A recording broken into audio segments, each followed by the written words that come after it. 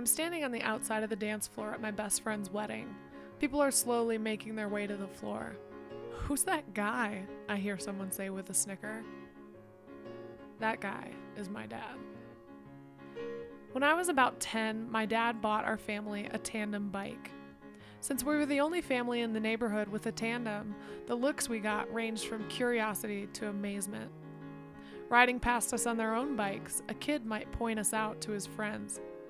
"Look, a two-person bike!" Sometimes my dad beat them to the punchline. He'd point and say slyly but loudly enough for them to hear, "Look, Rach, a one-person bike!" I was proud of being different, set apart from those poor single riders, and I'd laugh, thinking I had the funniest dad in the world.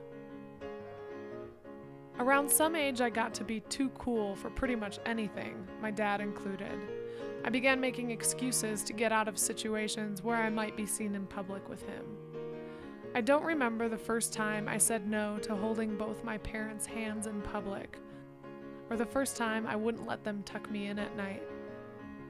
But I remember the time that ended our regular tandem bike runs. One day I must have turned down my dad's suggestion that we take another ride. I don't remember actually saying no.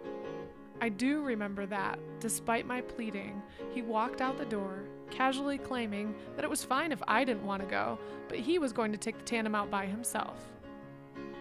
Wondering and fearing what the neighbors would think, after all, the only thing more ridiculous than a two-person bike is one person on a two-person bike, I followed him into the garage. Sure enough, he fastened his helmet, tight-rolled one of his pant legs so it wouldn't snag in the chain, and called over his shoulder advice that it took me a while to understand, even longer to appreciate. "Rach, you can't always care what people think about you."